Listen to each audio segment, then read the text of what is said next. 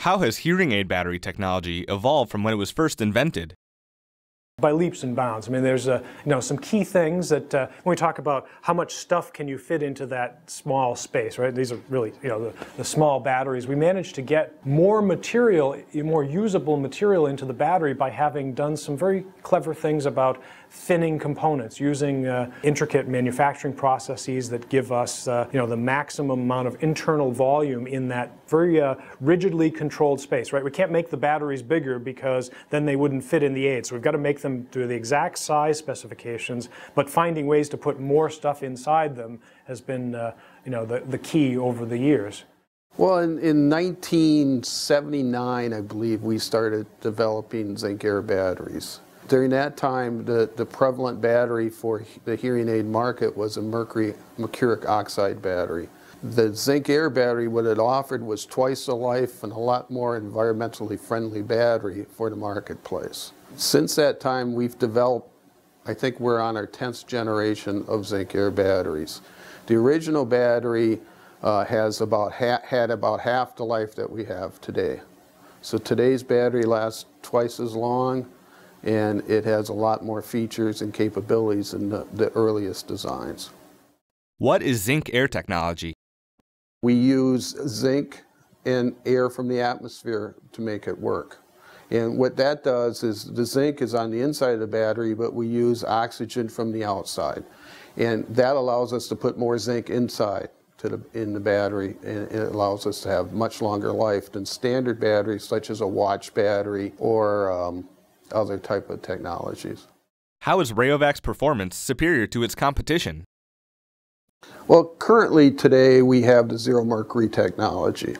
In that technology, we last about 20% longer than Duracell and Energizer. And that really translates into more days of life. If you look at the typical hearing aid user that might have 7 to 10 days of life, with Rayovac, you'll get 9 to 13 days of life in comparison to the other competitors. How did you take the mercury out of the battery?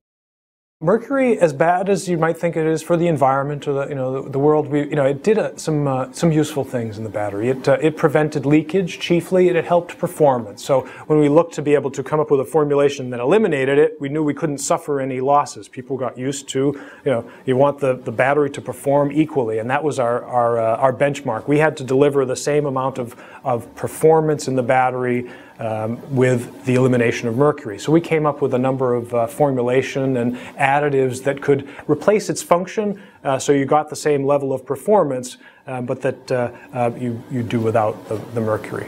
So what we had to do is we had to come up with a formulation where we take out the mercury, but we're able to keep the features that the mercury allows into the system. The reduction of gassing is the key component. So what we did is used organic additives that suppressed the gassing and kept the product from having problems such as leakage and swelling with that component. How does the mercury-free product compare to that of the standard product? It is identical in all aspects. It has equivalent voltage, equivalent capacity, very good leakage resistance, and resistance to corrosion. So now what we have is something that's nearly equivalent. You can't tell the difference. Some people notice that it's even almost say it's superior to what we've had before. That you give the same amount of life and the same voltage as our previous versions. How has the plant handled the change to mercury-free? The change to zero mercury has been fairly complex. It's required us to put in an entirely new cathode process, which you hear referred to as AVA cathode, which has raised the voltage of the battery to, market-leading levels. We've also taken the opportunity to redesign much of the plant for better process flow, because we had to make new process areas for handling the zero mercury zinc as well as zero mercury electrolyte. How does Rayovac meet the global demands for hearing aid batteries? Well, at the Portage plant, we make the total volume of North American and South American hearing aid batteries, as well as a portion of the European market's batteries. So we produce all of the 13s, 312s, and 10As for North and South America, and we produce the worldwide volume of 10As. Our sister plant in England produces the 675s for the entire world, including those that we import for the domestic market here. How has the down economy affected plant production? Well, actually, we've been fortunate in that regard. We've seen the zinc air business continue to be very strong in terms of volume in our plant. But we have actually been able to take advantage of the economy in terms of finding good people for filling some of the key positions within our plant in terms of electrical engineering positions, mechanical engineering. So we've had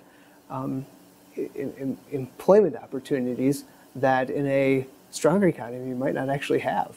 What are the benefits of locally made products? Well, we've been producing batteries in Portage since 1962. We're a good partner to the community. We're involved with events and charities within the community.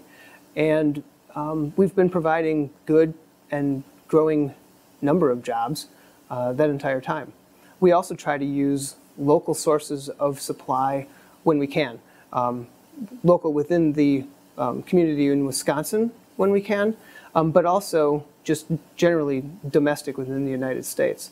About 3/4 of our product value is actually from domestically sourced materials. How fresh are the batteries audiologists receive? Having local manufacturing capability, we are able to provide some of the freshest product in the market. The majority of our ProLine product is shipped within 24 hours of taking the order. What technological improvements has the plant made in regards to the development of hearing aid batteries? Not only do we manufacture the batteries, but because of our proximity to the technology center, we actually can participate in the design of the next generation of the zinc air battery. And so we're able to take into account improving our manufacturing efficiencies right up front in the design of the next generation of the product. What do you recommend if someone thinks that their new battery is dead? People sometimes will use a battery tester to determine if the battery is dead. What we find is the battery testers are very unreliable. They tend to have a go, no-go gauge. They're cheaply made, and what happens is the consumer gets convinced that the battery is no good. When we receive the batteries, we find generally that there is no problem with the batteries.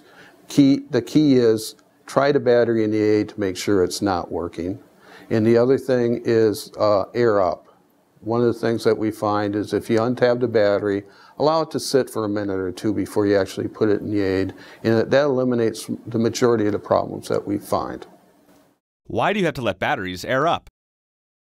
We recognize that one of the issues about dealing with a hearing aid battery is because we put a lot of energy into a small package, but it's a small package, and there's some difficulties about handling, and maybe we should understand that a little bit better, and also in the context that we've got a battery that breathes. First and foremost, yes, I know it's difficult to remove that tab off there. It's requires some dexterity. It's a small thing to deal with. It's there because this high energy density that requires air means, okay, I've got to keep the battery sealed. When it's in the package, we don't want it to dry out. So there's some liquids inside the battery that if we didn't keep it sealed, the battery would dry out and die. But that, again, that's if we'll consider it a downside from that high energy density where I'm able to use oxygen from the atmosphere, but at the same time, yep, I've got to breathe, so I've got to have a battery that's open, and yet I have to, when I have it on shelf, the only way it can stay fresh is that we keep it closed, keep it sealed. So that means, okay, the battery's been, sorry, this is my battery and my little tab here sitting on it.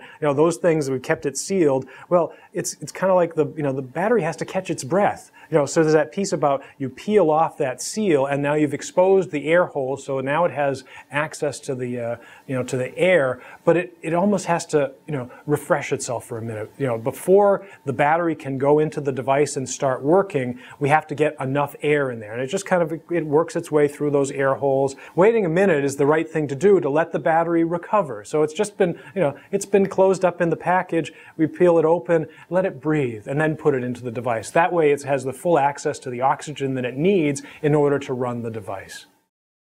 Where is Rayovac ranked in the global hearing aid battery market? Rayovac is the largest manufacturer of hearing aid batteries in the world.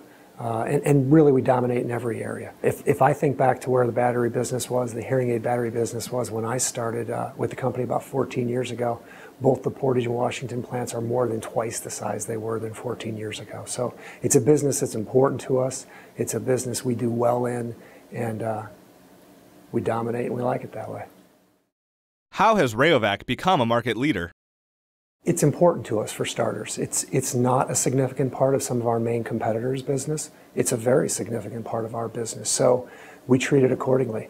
We give it a disproportionate amount of our capital allocation every year.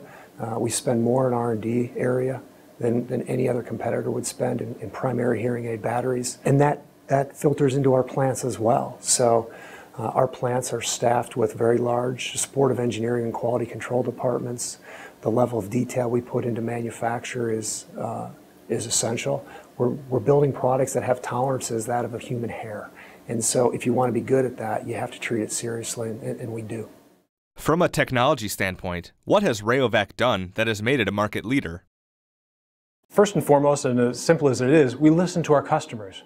Now, our customers in this case, for a hearing aid battery, is the hearing aid itself and the hearing aid users. So our conversations with our OEM partners are very specific about what's going on in the hearing aid. What does it need? What's the load on the battery? How does the battery need to deliver its power? And where can we make improvements? I think it's the commitment. If you look at our battery technology, we've had commitment towards this technology over the years that other companies don't have. It's much more important to our company than it is to the big companies. What makes Rayovac's batteries better than its competition? Besides the product performance, I think it's the reliability, and there's really three areas that we focus on in the plant. We think we're very good at quality control, change control, and waste reduction or efficient operations. Where do you see this market going in the future? I was looking at a chart the other day. I talk about where the plants have come since I've been with the company, and that is doubling over 14 years. And that sounds like a lot, but the biggest growth isn't behind us. The biggest growth is ahead of us. I was looking at a chart that showed there's about 40 million Americans that are over the age of 65. In the next 15 years, that'll grow to 70 million Americans over the age of 65. So we plan on being here to support the hearing aid needs.